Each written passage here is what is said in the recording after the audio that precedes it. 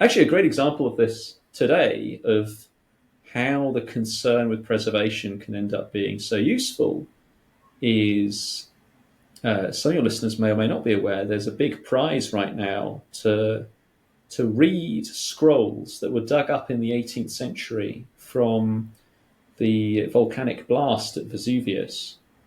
So I think it's the 1720s. A shepherd discovers walking around Herculaneum, near Pompeii, the famous Pompeii, that he discovers basically a bunch of scrolls. They try to open them very carefully in the 18th century, but I think the first 2 or 3 scrolls they just crumble to dust. They're just way too fragile. And so after that, they just preserved all of them. They tried not to touch them at all.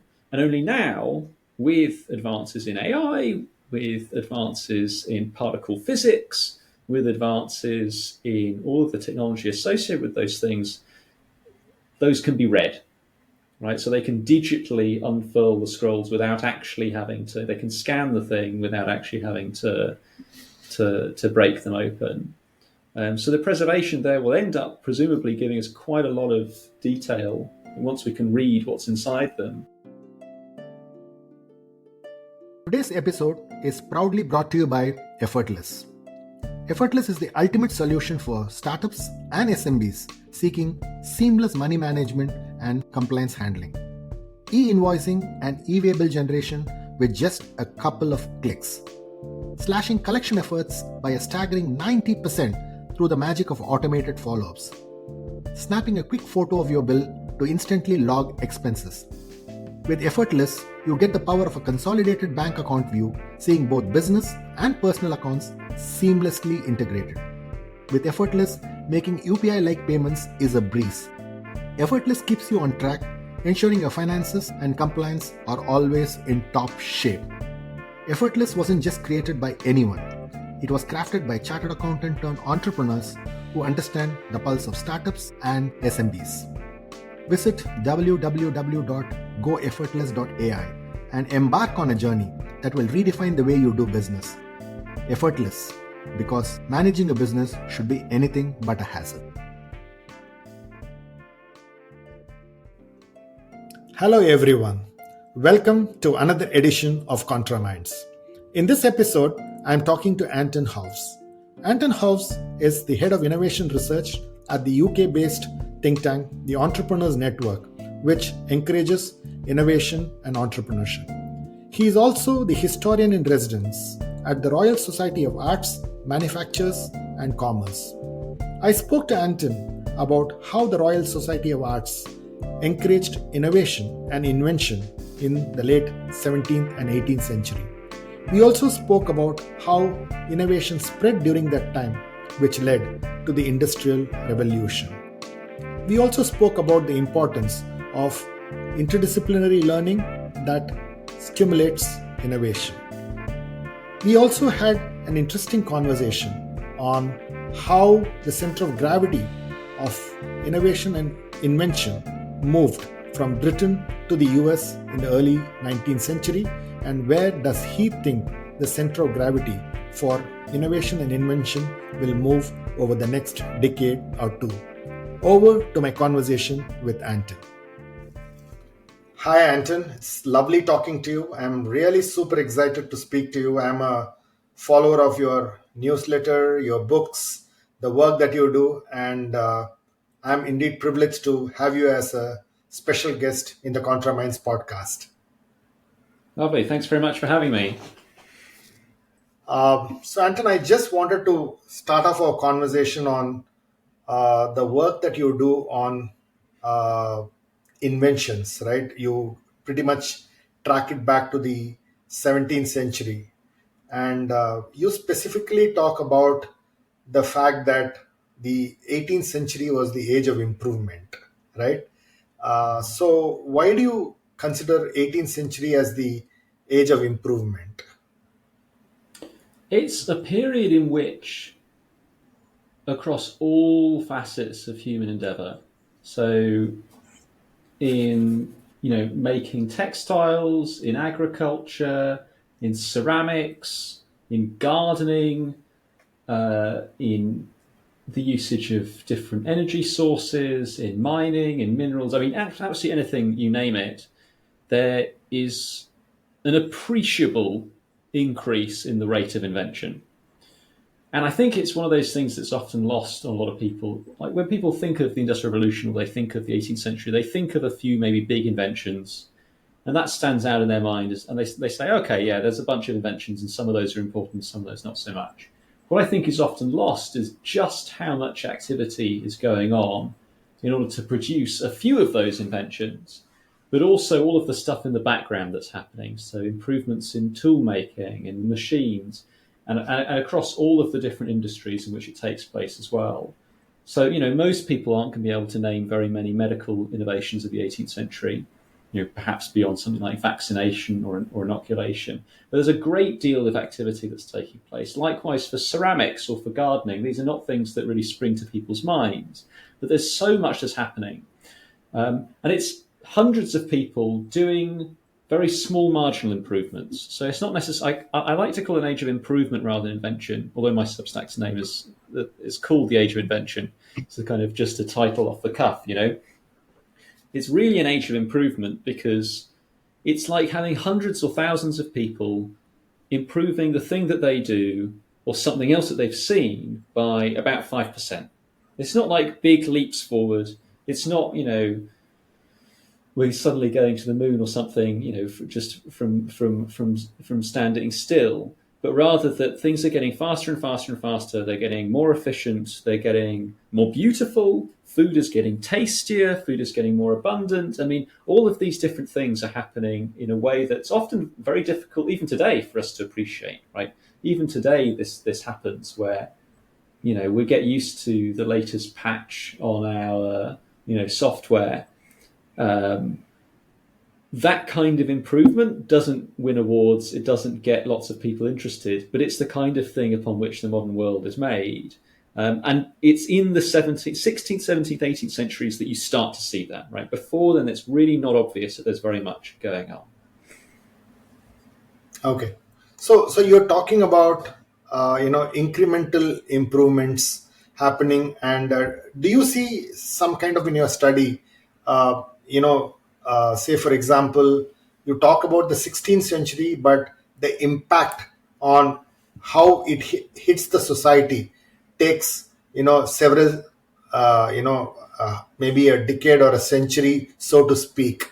So therefore, have you kind of studied that and looked at an invention to really make a significant impact in the way it changes the society and culture? How long do you believe it takes? Because you tend to look at the end most of the times and get excited, but when you study history, you realize that it probably is almost maybe done about 100 years back. And is that some kind of a history or statistic that you kind of picked up? Yeah, I don't think there's a general rule for particular inventions, right? It's not like it's always going to be 100 years or 120 years or 80 years, and that maybe changes over time. Certainly, there are changes in the speed of adoption of inventions, right? I mean, a lot of people will have seen curves for showing the number of people in the proportion of people in the United States, for example, who owned a television or refrigerator or car or iPhone, and it gets steeper and steeper and steeper the further you get into the 20th and then into the 21st century. So yeah, it's unclear with adoption. I suspect it was much slower. Things like the printing press do make a huge difference in terms of just speeding up adoption rates, because your ability to put out information for people to be able to figure out what's going on increases quite appreciably. So communications technology is a big part of that, and presumably will have changed that rate. But also, not all things need to be adopted by everyone, right? A lot of the inventions we're talking about are only done by a handful of manufacturers, a handful of artisans, and they're often covering the entire country pretty much, or entire cities. And there are, I think, some some impactful inventions, many of which will be almost unknown today, where just from the way that the economy is structured at the time, they have much larger and much more rapid impacts than others. So to give you an example, today, if you were to come up with an invention in Britain that improved agriculture by 100%, so a doubling in the efficiency of agriculture in Britain. Agriculture only accounts for what, 1-2% of the British economy today. So even your doubling is not going to have a huge impact on most day-to-day people's lives in the country. If, however, you come up with 100% improvement in agriculture in 1600, when agriculture accounts for the majority of employment, the majority of people's expenditure in terms of family, household expenditure, about 80% of people's wages at least is going on food and drink, and just on output in general as well within the economy. It'll again be about 50-60% still. You're going to have a huge impact on basically everyone's lives, to the extent that even small changes in agriculture, the 1% and 0.5% and 0.2% improvement, many of which we probably don't know much about at all and really deserve quite a lot of study, are not going to. They're not going to seem as though it's not going to seem as though there's much going on, but actually you could have very dramatic, very quick changes happening as well. Right? You improve the efficiency of agriculture back then, and everyone's going to notice, even if they don't know what's responsible, they're going to see results. Right? They're going to see more people. They're going to see better food. They're really going to notice, considering just how much more of their daily experience is just revolving around that one sector of the economy. The same with textiles, right? There's a reason everyone talks about cotton all the time when it comes to the Industrial Revolution. It's because textiles were a really, really big deal, right? Clothing yourself was much more expensive as a proportion of your income as it would be today. Clothing, textiles accounts for something like about 15% of the economy in Britain, in the 18th century. Okay. That's a big deal, right? Even in China today, where so many of the world's textiles are coming from, I don't think it's ever been more. Well, around now, it's not more than 7 or 8%, right? So even then, it's double the size in terms of just internally what's going on. So yeah, those inventions have a much bigger impact, and it's no surprise that people notice at the time, and that's the reason those inventions are the famous ones. Whereas you can have just as much invention happening in, I don't know, I keep mentioning gardening because it's just a nice example of something where not that many people are doing gardening, right?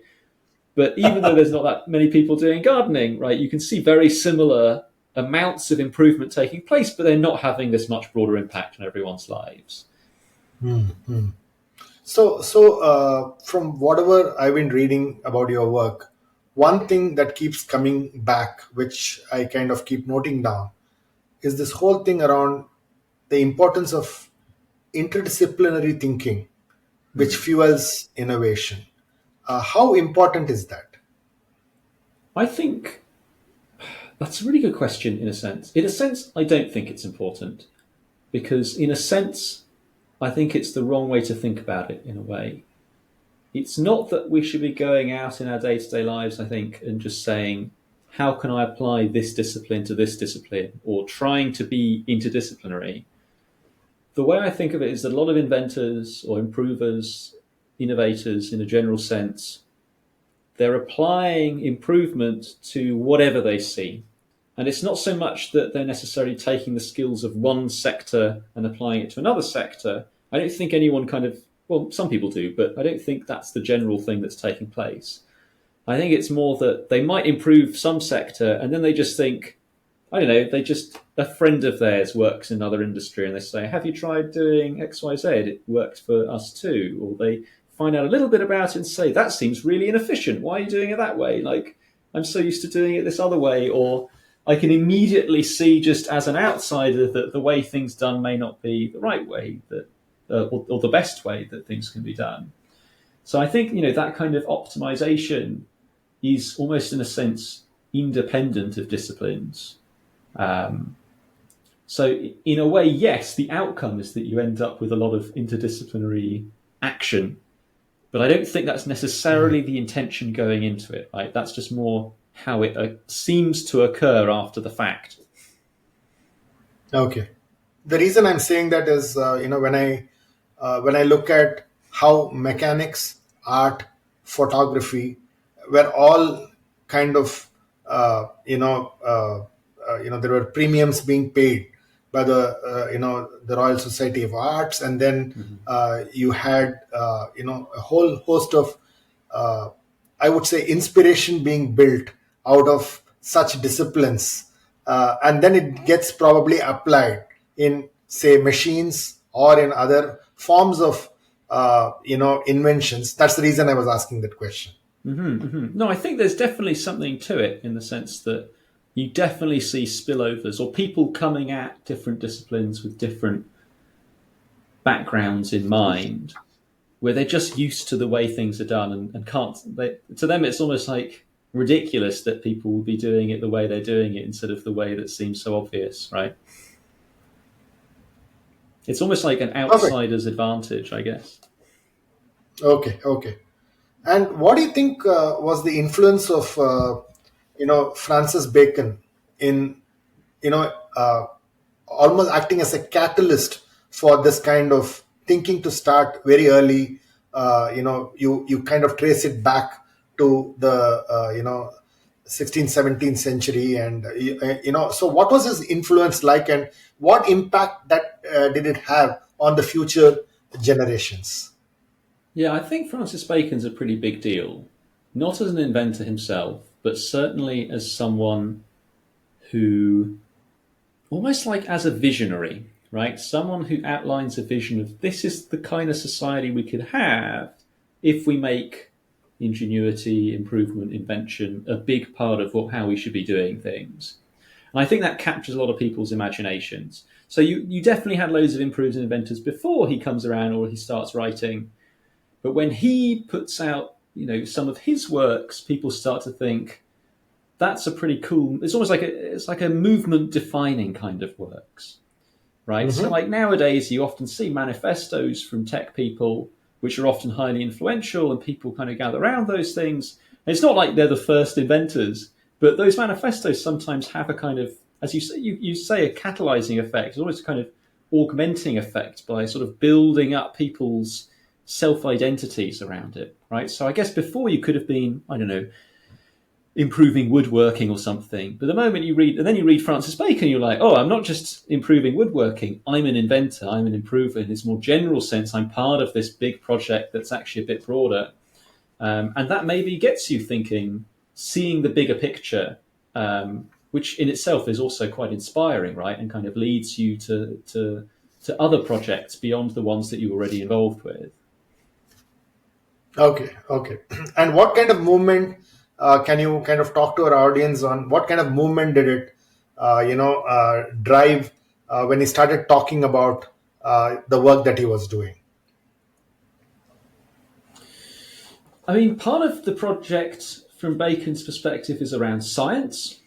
So it's about building up a lot. Well, it's two things. One is skepticism of things that have already been done. So going back and checking all the work that were done during the medieval period by the ancients, double checking if all of the stuff that's already written down has already been published is actually true. And then the second part of it is, once we've established that, or while that's going on, let's also go out and systematically collect things, catalog things, systematize the collection of knowledge, and kind of see knowledge creation as being part of this. I mean, he even compares it to a kind of like an assault on nature, right? And not in the sense of like putting nature under humans' feet, but rather trying to prise open all of the secrets that nature has. So he compares it to the tiny army that Cortez conquered the Aztec Empire with. He says you need to have this core group of people who are going out there and they're trying to figure out all of what's going on in nature.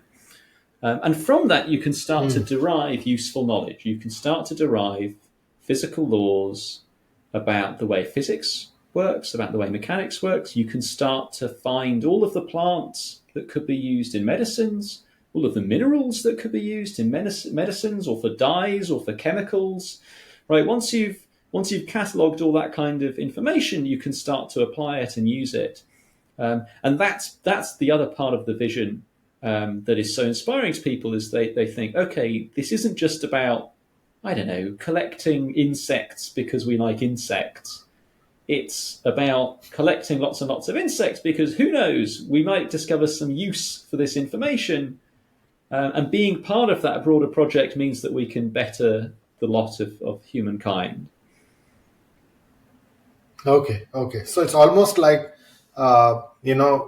looking at connecting the unconnected, and there could be inspiration coming from, various sources, but collecting information and keeping it so that it's almost like the indexing of a database, right? You do not know Yeah. when the idea is going to come, but as you collect more information, the chances of innovation and invention happening is something that he kind of practiced and preached, is what you're saying.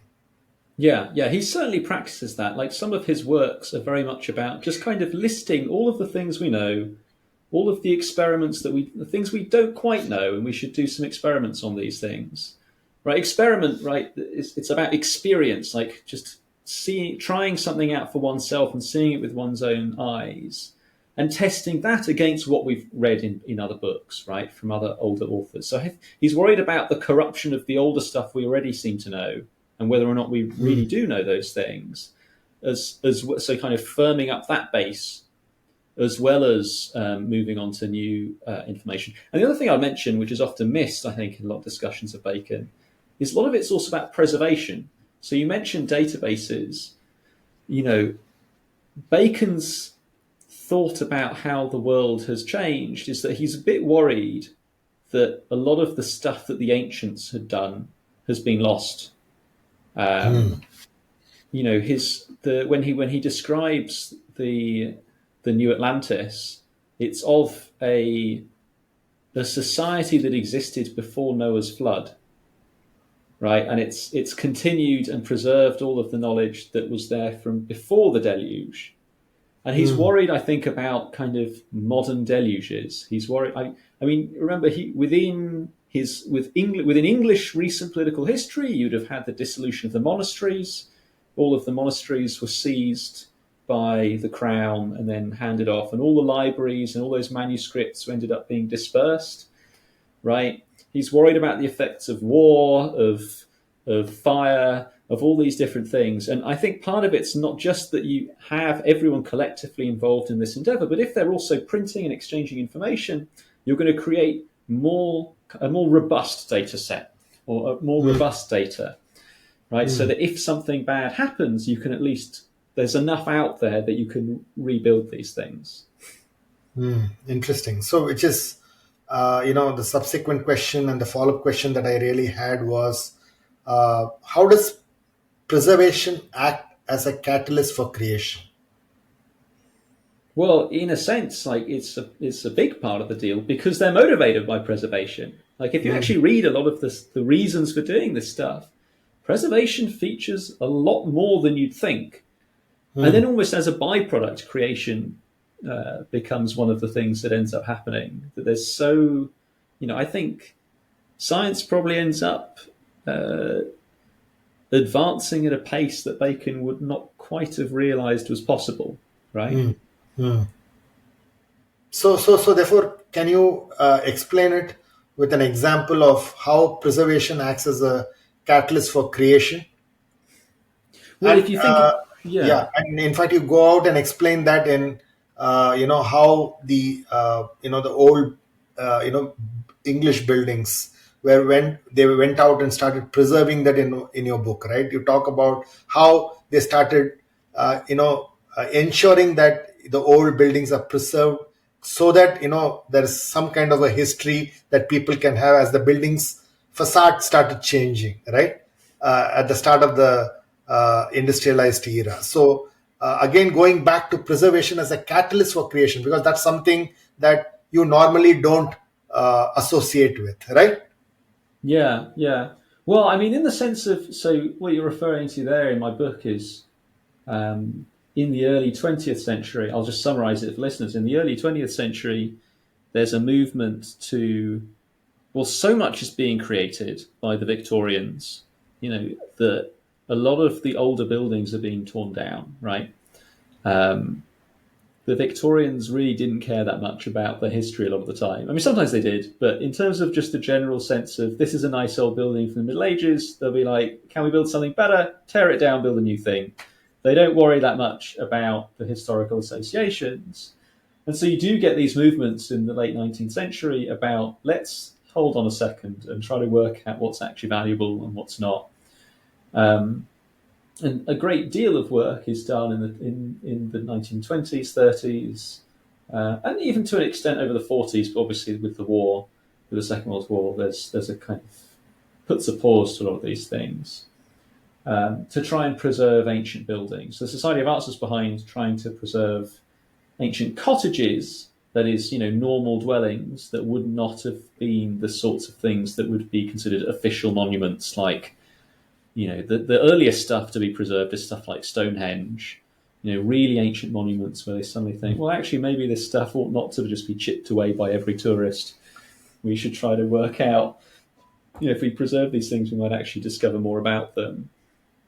Actually, a great example of this today, of how the concern with preservation can end up being so useful, is... some of your listeners may or may not be aware, there's a big prize right now to read scrolls that were dug up in the 18th century from the volcanic blast at Vesuvius.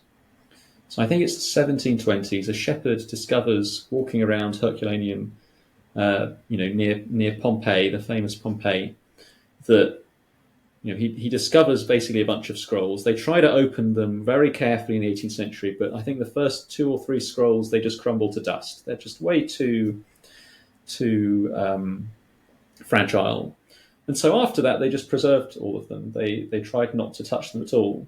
And only now, with advances in AI, with advances in particle physics, with advances in all of the technology associated with those things, those can be read, right? So they can digitally unfurl the scrolls without actually having to. They can scan the thing without actually having to break them open. So the preservation there will end up presumably giving us quite a lot of detail once we can read what's inside them, which may be done by the end of the year if the prize is won. There's quite a lot of money up for grabs if any of your listeners are interested. I think by 31st of December. So you're almost we're almost there. There's quite a lot of information up for grabs. And it's interesting that, that I think is part of that kind of feedback mechanism, is that sometimes preserving stuff can end up giving us quite a lot more information down the line, which could be of interest. I mean, if it turns out that some of that stuff is lost scrolls from telling us about ancient science and technology, that could be huge, right? There could be vast swathes of things where, it's amazing the extent to which our knowledge of what happened in the past is basically defined by whether or not 1 or 2 books survived or were copied out, or pieces of work managed to kind of withstand the test of time. Even what we have today from what I researched at the time, 16th, 17th century material, there will have been hundreds of copies of books printed, and yet we only have 1 or 2 surviving, and it's based on those 1 or 2, of each book run. It's based on those 1s and 2s that we actually know anything at all sometimes about what was in the contents of those books, or based on the contents of those books, what was going on. And that's the big thing about printing, right? That makes such a big difference. Manuscripts, they're so laborious to copy out. Printing is, again, overwhelmingly seen as a preservation technology. You create 100 copies instead of just 1 copy. That means maybe one of them will in a few hundred years survive and our knowledge won't just disappear. Amazing. The other thing is, do you believe that the 18th century industrialization led to the decline of craftsmanship, which is really doing it by hand versus manufacturing by machines? And are we now getting back into an era of craftsmanship, okay, with the decline of machines? We are getting into an information era, right? So is there a kind of a change that you are seeing? Well, it depends. In terms of the modern change, it depends what happens with AI, right? It looks like a lot of the craftspeople might be about to lose out their jobs, or not lose their jobs, but I think the tools are changing quite radically. Um, I don't think craftsmanship ever went away completely in many respects. But in terms of the number of craftspeople that you needed for any particular job done, obviously that gets reduced when entire swathes of the industry can be replaced by a few machines. Yes, there's certainly the short answer basically is yes, there is quite a bit of a move to machine-made things or the use of machines rather than doing things by hand, and from a surprisingly early date, right? So a lot of the stuff that would have required craftsmanship in, say, watchmaking and clockmaking, you start to see machines replacing a lot of those things as early as the very early 18th century, maybe even a bit earlier than that. You do start to see things like, even in the late 16th century, there's machinery for polishing armor and weapons and that kind of, again, something you'd have done by hand, and presumably someone, might not consider it craftsmanship as such, but it's definitely one of the things you'd have had to do as part of what you were doing in the workshop. But a lot of this stuff happens in a way where, it's like saying, a lot of this is like, telling a builder today, would you rather use a drill or would you rather do this by hand? Like, obviously there's a craft in doing this thing by hand, but using a power drill is a bit easier. Like, it's potentially a tool. The introduction of power drills is going to result in, there were presumably a few people who would have specialized in drilling technology doing it by hand. If you're going to replace them, then that either frees them up for other aspects of the same job, which they can then specialize in. So it displaces craftsmanship into other areas where it becomes more necessary, I suppose. Or when the industry is structured in such a way that there aren't that many alternative tasks, then yeah, I guess it can be a much bigger deal. But the thing to remember about jobs in the 18th, 17th, 18th century is people were paid by the work they did. They weren't paid necessarily, annual or weekly or monthly salaries like they are today. So you were basically, we've got to imagine as most people being basically self-employed. So when you have these new things coming along, these are attractive new tools a lot of the time for them to use. And it's only in a few industries where the introduction of machinery is often a bit like, your competitor down the road has basically got an advantage over you, and then so you might not be quite so happy about that. Yeah. So I'm taking off from what you were just saying now, that, in the 18th century, a majority of them were self-employed.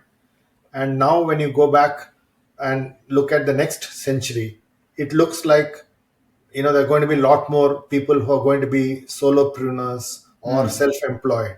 So that was the reason I was asking this whole question around the rebirth of craftsmanship, but in a new form. Is that the kind of thing that we are seeing? And that's how innovations need to be built. That's really what I'm talking about. Yeah, I see what you mean. Yeah, okay, yeah. I mean, in terms of the structure around solopreneurship, I can imagine in lots of industries that is going to be that's going to become the norm. Like, you've got to remember that the way in which we structure employment in terms of you have a job, you earn a wage, and basically no matter what maybe you get a bonus, but no matter what you do most of the time, you're going to get, your annual wage. That only emerges in the 19th century, for the most part, around the fact that you have machinery that is complex enough and large enough that you need to have lots of people managing that machinery. And it means it's not easy to tell how much have you done versus another person, right? It's Correct. So if you've got a machine tended by 10 people, how do you split up the output of that machine between those 10 people? Whereas before you'd have just said, make me 10 cloths and I'll pay you for 10 cloths, right? It's exactly correct. In that way.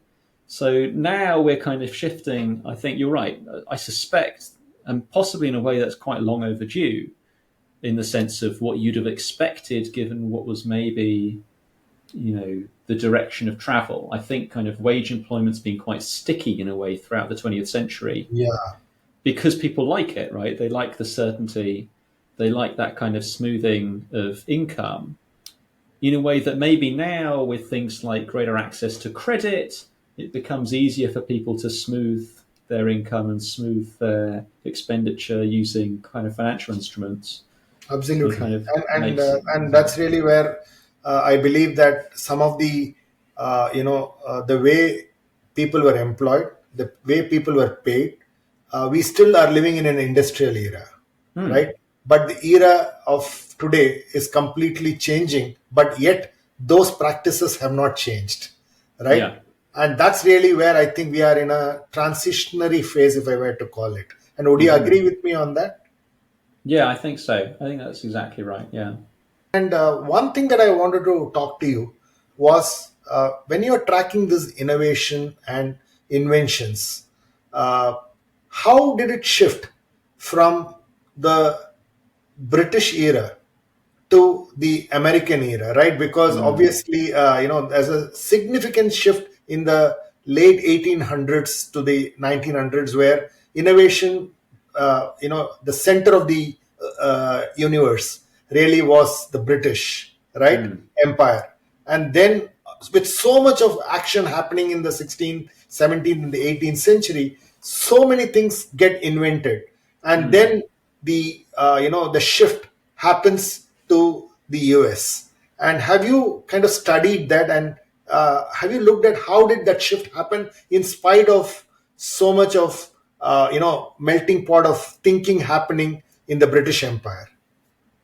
Yeah, it's a great question. I have a sense of how it happens, but I'm not like totally sure. So I'll tell you what my kind of hunch is, if you like, is certainly over the course of, I would say, the early 19th century, the center of gravity starts to dissipate. In fact, let's go back even further. At first, and let's zoom in beyond country level. At first, in the late 16th century, it's almost entirely happening in London. So in a particular quite small city in 1550s, about 50,000 people, right? Pretty tiny. That grows very rapidly to about 200,000 people in 1600, 575,000 people in 1700. So massive change. London is very much, I think, the center of activity in terms of inventive activity for that very early period. After 1700, it starts to spread out of London. So it spreads into other parts. Where would it spread most naturally? Probably the same country, right? People speak the same language. They're moving around the same country pretty easily. So you start to see places like Birmingham. You start to see places like around the kind of Welsh borders region, around Shropshire, in the Midlands. So the places are in and around Birmingham, in Lancashire, in the northwest, so in and around Manchester and Liverpool, in the southwest around Bristol, in the north around northeast around Newcastle, even the northwestern extent, so very distant Cumbria, where there's not that many people. You start to see quite a lot of inventive activity taking place as well, and of course in Scotland, particularly in the belt between Glasgow and Edinburgh. So you start to see this kind of shift of not just industrial activity, but inventive activity outside of this particular city. And then from those cities, it starts to shift outwards again as well, right? Because a lot of the industrial activity that's taking place is going to start moving to where it's most efficient to do those things. And especially as you get more developed areas, in the sense of they get higher and higher wages, it gets harder and harder. As we see even today, manufacturing starts searching for the cheapest people to employ, right? It doesn't want to spend that much money if it can. Cheaper resources, lower wages to pay. So you start to see that movement already out of London, as a lot of these industries start searching for the lowest costs, or at least the best kind of better infrastructure and so on as well. And with that, you also get a lot of infrastructure building in Britain that makes more and more parts of the British economy more and more integrated as well. Canal building, railway building later on, road improvement, which is often not as noticed. River navigation, so taking existing rivers, making them navigable by boat, so that you can improve connections between different towns and cities. A lot of that is spurred on by this, as people start to think, how can I connect this all up, not only to London, but to these newer centres as they're springing up? And then from there, it starts to move even further outwards. So that's when you start to see a lot of artisans, a lot of manufacturers, a lot of inventors emigrating to what becomes the United States. You see a lot of them, even very early on, moving to France. It's as early as the 1710s, end of the 1710s, that Britain bans the emigration of skilled artisans in various different industries, where it already has a bit of a technological lead, particularly iron, particularly watchmaking, particularly tool making. They're worried because the French are, they're sending basically spies, industrial spies, to Britain to round up as many workers as they can with these skills and bring them over to France. Right, so that's pretty early, right? 1710s. Already it suggests the French are interested. The Russians are sending apprentices over as well, and that's pretty distant too, to learn in British factories and then hopefully bring that stuff back. And the Russians manage it very badly because they bring back these apprentices and then they completely get ignored, or they stop paying them. I mean, they just totally fail to learn a lot of these skills. And it's a much bigger language gap as well. And just bigger distances, and also it's just harder. The greater the distance, the harder it gets. But you do start already to see this diffusion into the rest of Europe of a lot of that invention, that kind of push for improvement. And I think there are kind of other locations which already have kind of lots of groups of inventors. Like even early on, Britain itself, London benefits from the Dutch revolt. There's a mass movement of people from what is today Belgium, which is a very rich part of the country, to the Netherlands, but also into Britain. You also likewise, during the Reformation, a lot of Italian Protestants, they don't want to be in Southern Europe with the Inquisition. So a lot of talented people leave to Northern Europe. They come to Britain as well. So this is a very old story of inventors going wherever they're going to have the best critical mass. But London for a long time is like the Silicon Valley of the 16th, 17th centuries. It is one of the lodestones that's attracting everyone. And then that spreads out. And then, I mean, you continue to see this, right? Like, think of, I mean, in India, you've got Tata, right? Tata, I think he went and trained in Britain for a long time. And then came back and brought a lot of the technology with him. I know that there's a Jamaican version of Tata, like another guy who came to Britain, was like, we don't have any of this back home. Let's start a factory. Let's bring all this stuff over and start. There's no reason we couldn't do this at home, and they think this is a great idea. You see the same with a lot of Japanese engineers were sent to Germany, to Britain, to France, to America in the late 19th, early 20th centuries. They came back not just bringing skills, but bringing that kind of, the improving mentality almost kind of gets like redone in kind of new cultural social contexts, right? In terms of the kinds of movements that they have, the kinds of ways that they interpret it. And so, yeah, for much of the 19th century, it's the story first of the spread to Europe and the Americas, but also already starting, I think, to go even further afield as well. Okay. And that's the story, I think, of the last few hundred years, is it's just continued to spread. I mean, today, invention, I think, is pretty global. We've reached a stage where different industries can be super high-tech in a particular country, which you'll not find in any other country, because most cities are massive, but they also have these critical masses of people doing amazing things. So do you believe, we are at a stage where the center of gravity of the Silicon Valley, so you're saying the 16th, 17th century was London, the 1900s were the Silicon Valley, the American continent, and when you look back and now, and see, okay, for the next 100 years, would you see the center of gravity shifting? Because I think civilizations keep shifting, and do you see a center of gravity shift happening? I think it's still America. Okay. I think if you'd asked me 10 years ago, I'd have said maybe China, maybe somewhere in India. But I think still America, right? It looked for a while like it was China, but I think I mean, again, just look at the migration flows, right? It tells you where everyone's going, right? The moment people can move to America to go to Silicon Valley, or to it could be Miami or Austin, Texas, or somewhere like that. America seems to keep uh, creating the conditions that makes it attractive, right? But remember, they've got a big advantage already because they're already the place to be. It's hard to overcome that advantage. Correct. London, I think, gets overcome partly out of bad luck. Partly, I think, because of kind of the opportunities that America could already offer from the get-go. But also, I mean, the First World War probably has a big impact.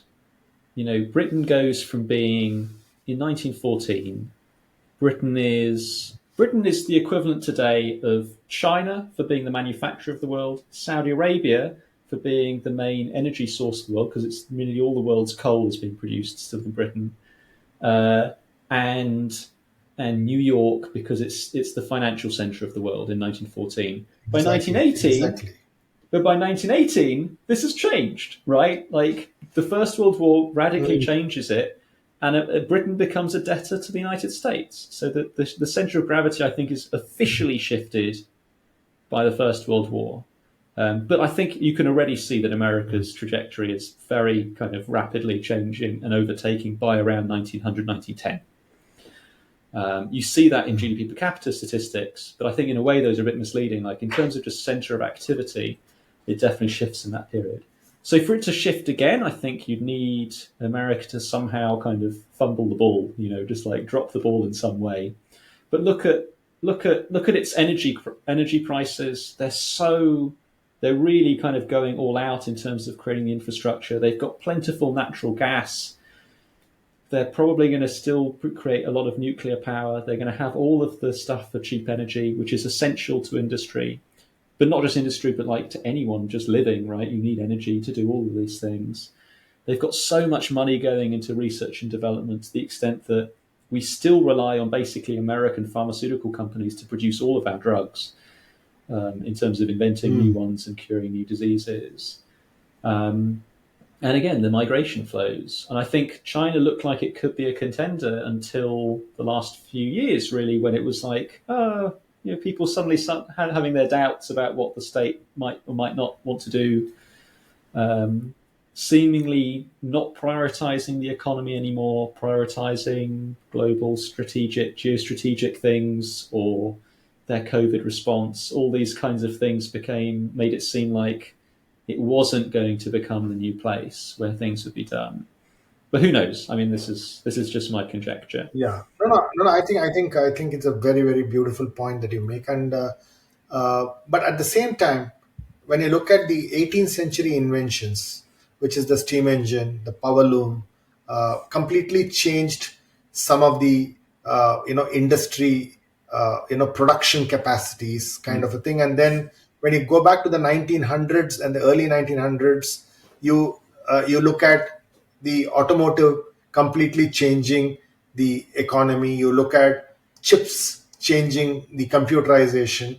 But when you look back today, those kinds of innovations seem to actually not happening, right? Say, for example, like how trains change the way you travel. You had the aeroplanes taking you to different countries, and now when you look back, it looks almost like incremental innovations are happening or incremental improvements are happening, but no serious invention that can change the way you are looking at. Is that the state that you see? No, I think just because I think all of it's incremental. I think all invention is incremental, but some increments have bigger impacts than others in a way that's very surprising, right? It's like you take something, a new technology, you improve it 5%, 5%, 5%, 5%, and then often you'll hit that threshold where suddenly that thing is profitable in a way that it wasn't. Suddenly that thing, I don't know, you improve the advertising by 5%. Suddenly you reach the mass market versus the niche market. It's always those little 5%. So I think there's always that tiny little inch forward, that with our toes inching forward, we finally go over the precipice. and then a whole new reality is kind of shaped by it. All inventions, I think, are like that, because when you look at and detail at all inventions, you start to notice that there's this very long chain of events. And even particular inventions or patents, when you look at the detail, you're like, oh, this took 10 years of margin improvement by one person in their shed, tinkering away until it was ready. So like that's another kind of aspect in which those things happen. But in terms of, yeah, I guess I can see there being transformative inventions that may change the location of activity, but it just looks like it's still going to be in America in terms of, like, they want to be first still, right? They do all of their policies around still being ahead on AI, for example, having all of the chips set up, having enough computational power for artificial intelligence, trying to sort out their infrastructure so that it's appropriate. All of those things, I think, make a big difference, and make it. It's not as though other countries aren't trying to catch up; they are. But in terms of keeping ahead, like if you want it, then you have to, like, it's like every generation of improvers has to do that. So one other thing that I found very interesting when I was reading your articles and the book was patenting for public good versus patenting for private goods, right?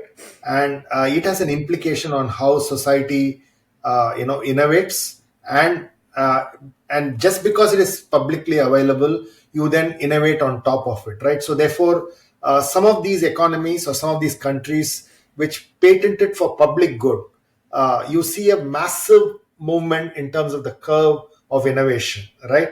And so is that very, very critical if you want the center of gravity to move? Patenting for, and America seems to be really patenting for private good, okay? And largely around saying, okay, let me, if you look at the amount of patents Google is buying, or many of these companies are buying, it's almost like saying, let me own everything. And what I find is, when you patent for public good, the amount of people who come in and develop on top of that public good is fairly large, and therefore innovation tends to move up. Is that something that you've seen in how nations get built and how empires get built? I think there's a balance, right? So I think over the course of my career, I've kind of gone from being mildly anti-patent to being in the middle. And the reason for that is, I think there are two things at play. One is information. You do need more information. You need information to be out there. So the origin of patents is about, well, back in the 16th, 17th century, a lot of invention is very tied up in particular people's expertise. And even today, it's very, very difficult to copy someone's invention without having the person who's worked on it, right? Even today, there's a reason that tech companies have non-compete clauses, right? So you fire someone or someone leaves, it's like, no, you're not allowed to work for our competitors for at least 5 to 10 years or whatever, right? There's a reason for that, which is that those people's skills are very valuable. It makes it much, much, much easier to copy technology if you yourself have worked on it. And it's a reason why one of the best ways to copy stuff is send people to go and work on it, bring them back, and then they'll know what to do. Right? It's all like, you can send as many blueprints as you want, but it's going to still be very difficult to reverse engineer that. Or there'll be little hidden knacks or kind of things that aren't shown on the plans. It hasn't been translated quite properly. There'll be, you work out ways of making these things work. So a big part of patents was about giving individuals a monopoly on a new invention so that they would come to the country. So early patents are almost like immigration visas, right? It's like, you come to the country, you get the privilege on the new thing that you're bringing to the country. That way we've got you in the country and you're creating stuff for us and not for other people. And then often you have terms in the patent that say things like, you need to train a few locals into how to do the thing that you've brought, right? So there are conditions on these monopolies that you're giving them. And again, even just a temporary monopoly, but the very early ones, they're modeled on the Venetian patent system, which is about 10 years, so multiples of 10. But very quickly in Britain or in England, what you start to see is ones in multiples of 7. And 7 years is the duration of an apprenticeship. So if you have it that's one for 21 years, that means you're thought to be able to create 3 generations of apprentices who are going to know this stuff. And at the end of it, once they've passed that period, they're going to be able to take this industry further, and it's going to be rooted in the country, right? So if you die, or you emigrate, or you leave again, at least the industry will be able to stay, and kind of creates that permanence.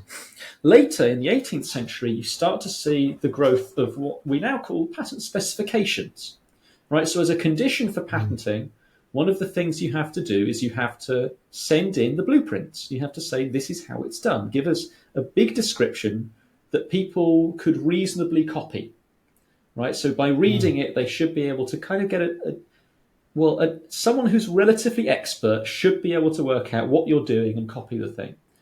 And that's, again, very important, because what you're doing is you're incentivizing people to reveal information that they might otherwise have kept secret.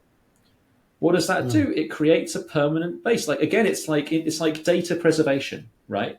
It's that if someone keeps their technology a secret, they die, it's gone. And there's loads of examples of that. So like 14th century China, the Ming Dynasty, there's a whole bunch of there's a kind of a particular technique in pottery that's just lost, right? The guy dies, all of his apprentices presumably also either failed to learn, or they died, or they got distracted, did something else. And it's only rediscovered later. And the story is it's rediscovered because a guy had a dream in which the dead potter who the secret had died with appeared to him in a dream and explained how to do it. Like, that's the story, right? Make of that what you will. But that's a real worry, right? So you want to have a system in place where people are at least almost kind of, think of it this way: you could pay someone a prize, like the Society of Arts did, which is one of the interesting things it did was pay people money to reveal their secret. Correct. But then you need to collect money. You need to get capital together to do that, to pay them for their secrets. Or you can say, I'll give you a monopoly. That's free in terms of getting the money up front for it, right? They may or may not fail. They may exploit the patent. They may not exploit the patent, but at least they write down the secret, right? So for basically doing it on the cheap, again, without having to front the money, you can get people to reveal their secrets. So I think there is a usefulness to patents in that respect. At least that's the way in which it's kind of evolved. And nowadays, a lot of it is about a patent can be kind of rendered invalid if it doesn't seem to be descriptive enough. That's also the way the case law in the late 18th century evolves as well. So I think you do need to have some kind of protection. In a way, it's a cheap way of doing these things. And the other aspect here, so one is about information. The second one, though, is about, I think there's an underlying principle in a lot of policy, which is that you get what you pay for. Yeah, you need to put some resources into something to get something out of it, right? Now, it's not necessarily the fact that if you put the money down, you're always going to get results. A lot of the time, you're going to pay for a dud. But if you're not paying for something, if you're not putting resources into something, you can't expect to get the outcome at all, right? Like, so if you never invest in pharmaceutical R&D, you're never going to get new drugs. You're just not going to do it. So you do need to have systems in place that at least allow for capital to be deployed to pursue particular R&D routes. And so, like, this is the really interesting thing about pharmaceuticals, right? People always talk about big pharma and like, they spend billions and billions to create one tiny drug that barely changes things by 5% on some particular thing. And then it's super expensive for everybody to buy. And it's like, okay, well, part of the cost is from the way you've regulated it. But also, if you're going to do that, if you want to regulate it that way, you need to get the £1 billion. Like, you need to get that money to actually pay for any of it. And so you need some kind of system in place in which you get that. So I do think where the balance is not pro-patents, anti-patents. It's about how long are the durations of the patents. For how many years are you keeping things protected? How strong are the monopolies? I mean, you mentioned companies buying up lots of patents at once, so patent thickets, as I think they're often called. Like, yes, you maybe need to look at that and make sure people aren't just kind of chopping up lots of things and protecting it and kind of preventing change that way.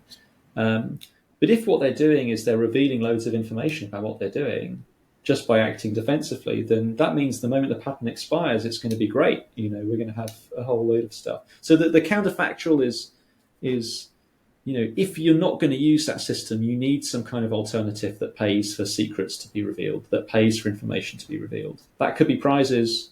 It could be like the Society of Arts, where you pool subscription funds and they pay for these things. But it seems to work pretty well on the whole. Okay. But what about public goods? Say, for example, today, if you look at the issue that big tech is facing, you got those 4 companies or 5 companies dominating every aspect of business. And if you have a public good, then the distribution and the democratization of innovation can be far more widespread. So is that a problem? But the public good, I think, is the revealing of information, right? So as long as the system still allows for the information, the secrets to be revealed, that is, I think, the public good, right? Because if you just reveal information, you need to get something in return. Otherwise, you're just not going to bother doing it. You just keep it secret to yourself. You need to have a system in place and that's the public kind of cost if we don't have something in place to do that. In terms of the consolidation of power within a few companies, within certain sectors they have a lot of power. To be honest, though, it still looks pretty competitive to me. Like, just because you have as long as you don't have one, and you still have at least a few. The fact that they see the need to buy all the patents tells them that they're worried about outsiders coming in and swooping in with new technology, right? Or the fact that they keep having to buy competitors when they're growing, being like, oh, we need to spend a few billion to acquire this competitor. That actually, to me, that shows the system's working. Because that, to me, tells me there aren't things in the way that are preventing competitors emerging at all. Right, so as long as they're having to play defensively, I think that's fine. The moment they're not doing that, that's when I'm going to be worried, right? Great. How important do you think is for innovation and ideas where you have to operate at the edge of different disciplines? What do you mean? Give a more. Say, for example, biology and technology, or therefore you've got biochemistry, right? Or, for example, biotechnology, where I think these are at the edges of different subjects, and that's where a lot of innovation and invention happen, right? So do you think those are very important for inventions to spread? For example, you're talking about neuroscience, right? So, for example, it's neuroscience is again at the edges of 2 different subjects, right? So, therefore, what we see as innovation today is you bring in 2 diverse fields and then start to kind of look at them, and then a new invention or an innovation happens. I think that is the way a lot of it occurs. Not always, though. I think often you still get a lot of invention that's within a kind of old sector, and you still see new ways of doing things all the time. And there is a risk sometimes that if we always categorize innovation as being at the edges, that we actually neglect the kind of not basic, but like stuff that's in older fields, more mature fields. Specialisms that have been around for decades or hundreds of years, a lot of those things still see quite significant improvements. Just look at across the world today, right? You will see very different sectors in very different countries. That tells you that within the countries that don't have the technology of another country, that's clearly it's not like these things just automatically go to the best thing, the most optimized thing. So you see those differences already, but I think even at the cutting edge, you can often see that. People are still, shoes. We've been making shoes for how many years? Millennia. right? And yet we still see innovation in new shoes, better soles, things that are better for your knees, better for runners. I mean, people running marathons are still inventing new shoes. Bicycles are the same. They're a bit younger as a technology. They've been around for only a few hundred years, but you know, people were still not that long ago winning races because they had redesigned the bike.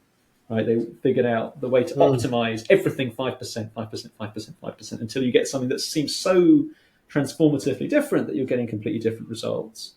So I don't think it always has to be at the cutting edge of new fields.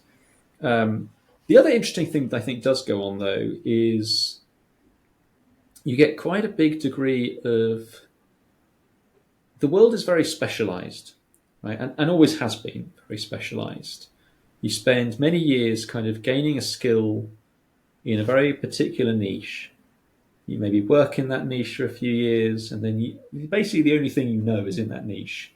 And when you get the combinations, you're actually creating new niches, right? Because you've got specialist biologists, you've got specialist chemists, and then you need to have specialist biochemists, right, who are combining the two. And they become their own subfield.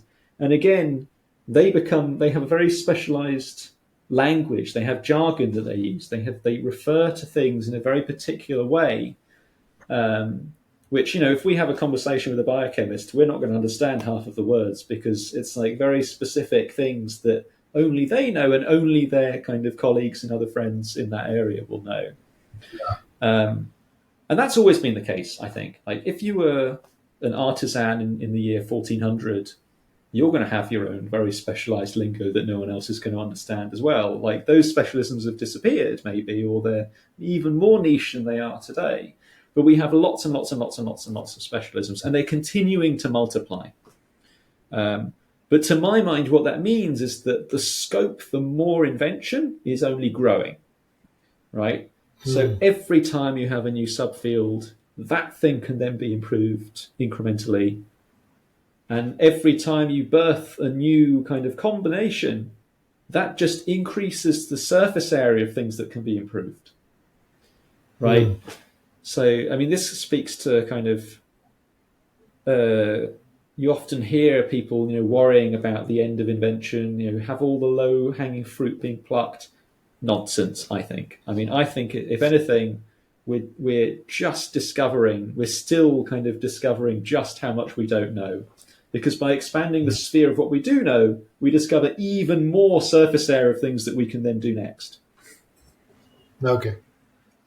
So one of the things that, I want to ask you is, in the 16th, 17th, 18th century, you had the Royal Society of Arts, Commerce, and, manufactures, as it was called, being the hub of inventions and encouraging invention, right?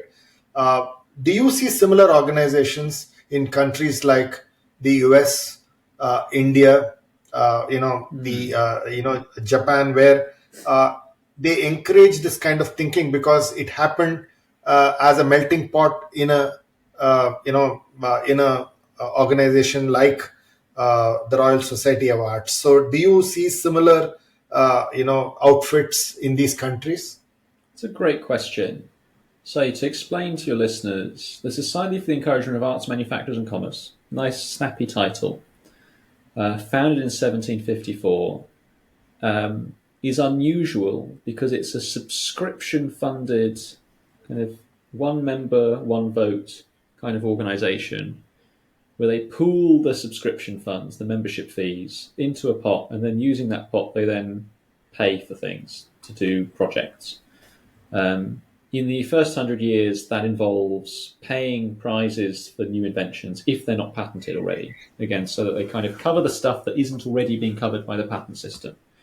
So wherever the patent system isn't very good at encouraging invention, they are hopefully filling in the gaps. So I see patents and prizes as being kind of complementary, right, rather than competing here. So that's what they were doing. And then they kind of shift on to other different ways of encouraging invention, like using exhibitions, and then later on, all sorts of other ways too. But that's the kind of organization it is. And I think it's still very unusual. It's a voluntary organization. It's deploying capital. it's very democratic because it's one person, one vote for that first 100 years. Before later they have a committee, which is representative. Today it's more like structured just like a normal charity with only a few differences. It's a very unusual organisation. Even the RSA today, it gets the Royal much later in 1908, but even the RSA today doesn't look anything like the original RSA in terms of the way it's structured.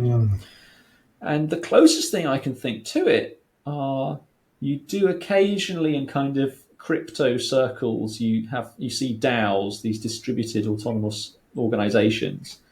That's the closest thing I've seen where DAOs are maybe used for funding new science or funding invention. That's the closest thing I've seen to it in terms of the way that it's structured. What do you think of VCs or crowdfunding?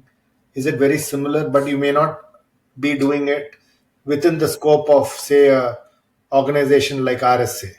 Yeah, so crowdfunding is not far off. You did have crowdfunding in the 18th century as well, though. So most books were crowdfunded. Not most books, but lots of books were crowdfunded. If you look at a lot of books from the 18th century, there will be a list of subscribers, right? If you go to the back pages or front pages, there'll be a huge list of subscribers. These are the people who paid to get the book published. Because it's a very costly endeavor, very capital-intensive thing to do. So you had crowdfunding, but crowdfunding I think of as being more per specific project. Venture capital, I suppose, is different because it's for profit, right? You're doing something where you're expecting to get a return. Whereas one of the key things about the Society of Arts was that it was a charitable organization. So there's nothing expected from the members in terms of them receiving returns. There are earlier attempts in the 1720s to structure the same project as a profit-making institution, though. So it is kind of an evolution from this idea of the business corporation. In a way, the modern business corporation, is itself very similar to the way VC is today structured, right? Because the very earliest business corporations were for very, very high-risk ventures where they would maybe have a patent monopoly on the new discovery based on whatever they would get. But the very early ones are for things like voyages of exploration into completely new trading areas where no one's ever been from your country before. So in search of a northeast passage to Japan and China, but instead they find Russia. In search of a northwest passage, again, to Japan and China, because everyone wants to trade with Japan and China, but they instead discover Canada. They're trying it that way. Or, later on, the East India Company in 1600, or 1599/1600. Again, trying to find a trade route, copy the Portuguese, see if they can work out how the Portuguese have gone around the Cape of Good Hope, access to new markets. Obviously, later the East India Company becomes more like a state, but that's a much, much later development, right? For the early years, it's much more like it's a company. But also at the same time for things like mining, because you sink a mine. Let's say you put loads and loads of money, paying lots and lots of people to dig a hole down in the ground, and you find nothing, right? It's like VC. Right, you spend lots and lots of capital. You organise all these investors. All the same with the voyages of discovery. You send out a ship. You hope that in a few years' time it comes back. Who knows? Maybe it comes back full of spices because you found India. Maybe it comes back with polar bears or something because you found nothing. It's like. Yeah, true. No, I think that's the reason why I was asking. Are there, the forms that it has taken? Is different. So I have a final question for you. What's the perils of being a public historian? Oh, you're referencing one of my latest pieces here.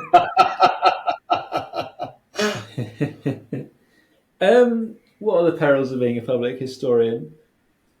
So the way to put this is that when you put research out, when you put your work out into the public, and as an audience grows, you do get what happens is, if you care about these things, you find yourself getting quite worried about accidentally telling people the wrong thing, right? Accidentally You've heard a story. We do this all the time, right? We'll hear a story.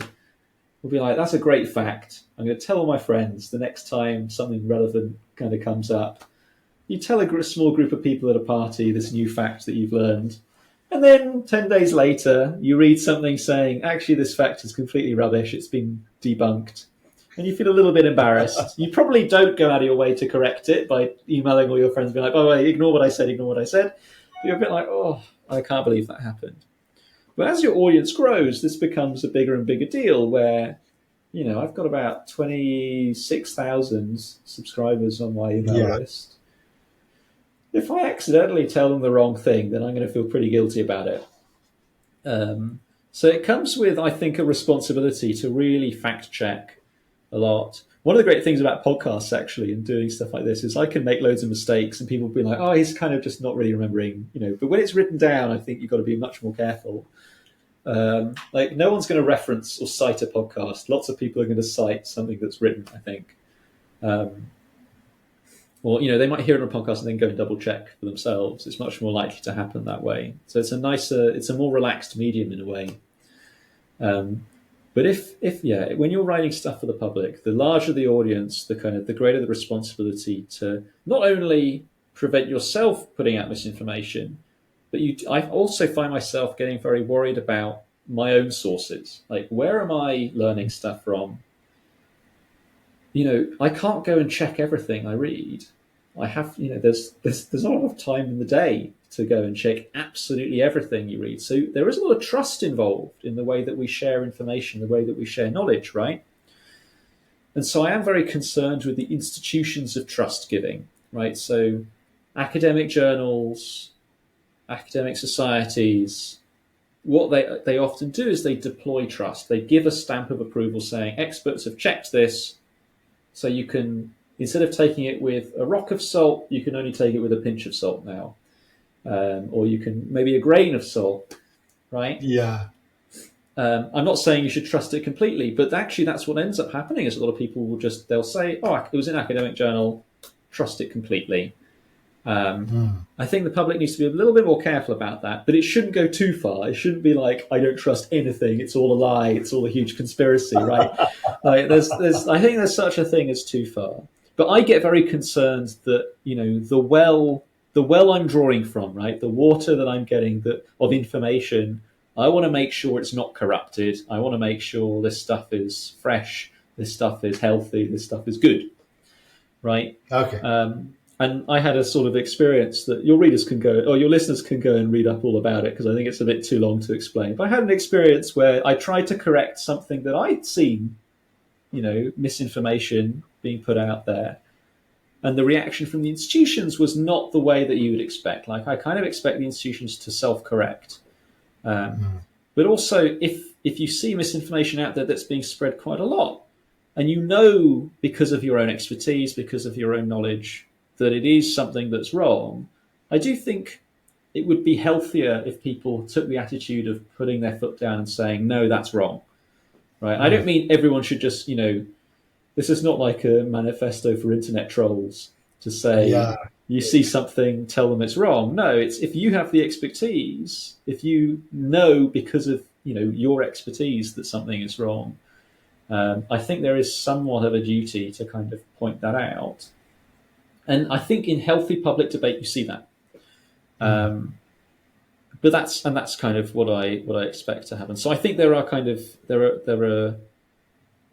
responsibilities that come with that. But there are also just in general, there's just risks. I mean, when you put stuff out there, the wider the audience, the more people you're going to find who know you're wrong.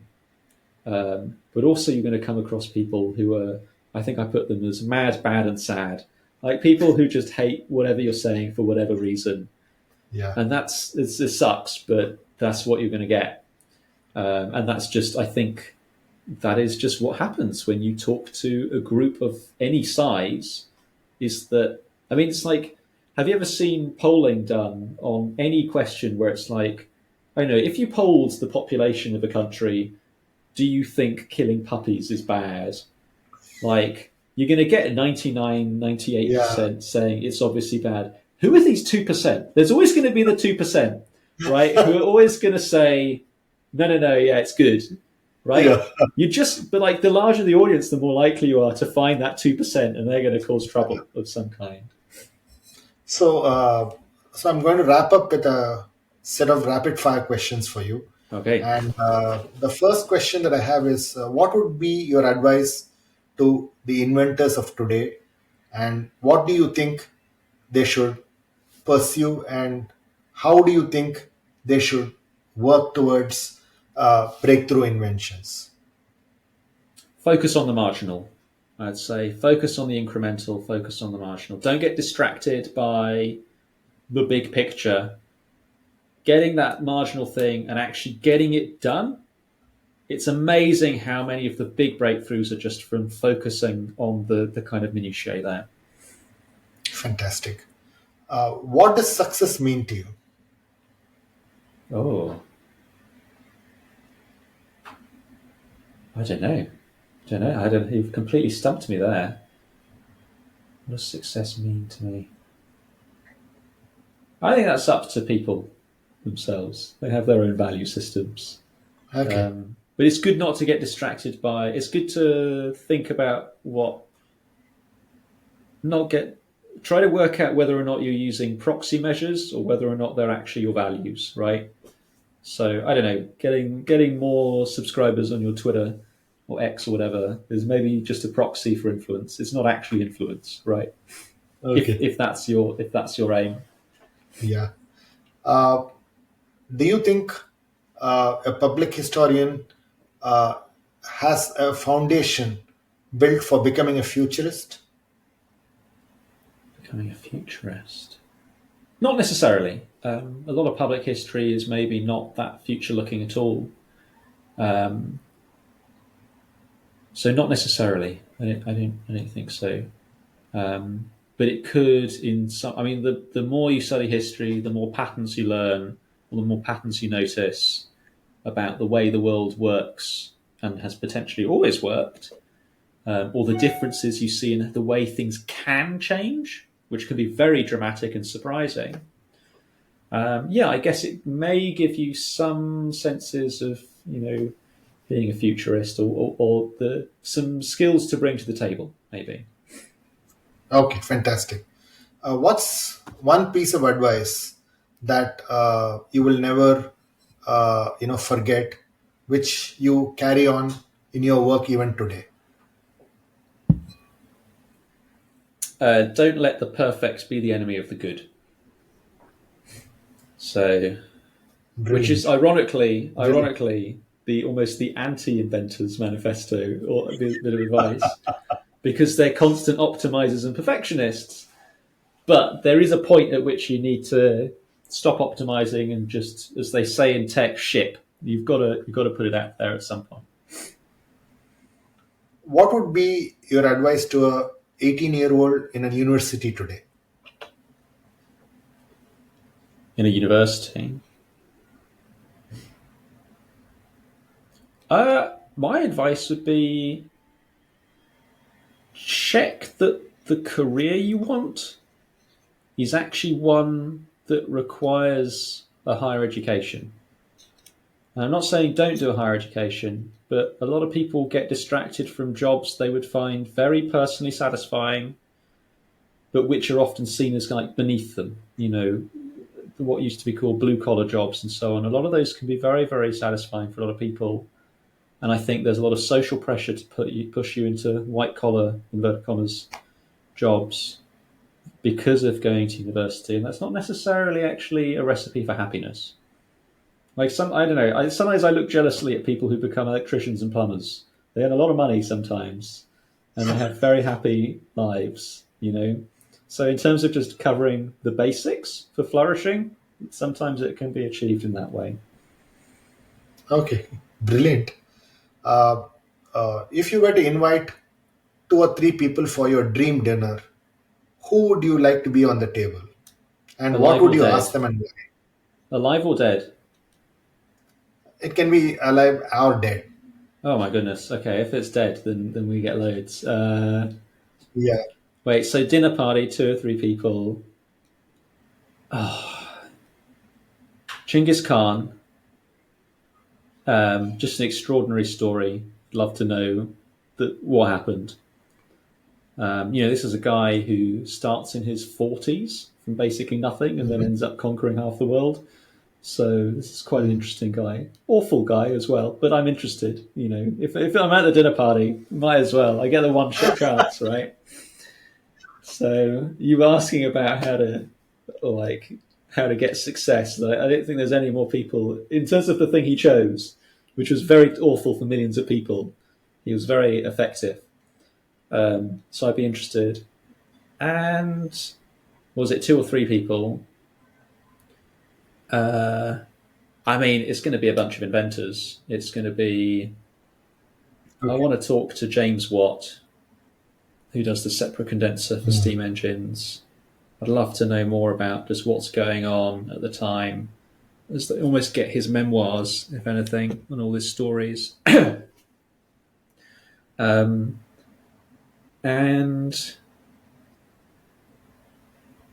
someone like Samuel Hartlib, who's a guy, he's known as a sort of intelligencer. This is a guy who's at the heart of all the stuff happening in the mid-17th century in England, where he's the guy who's exchanging all the letters with people.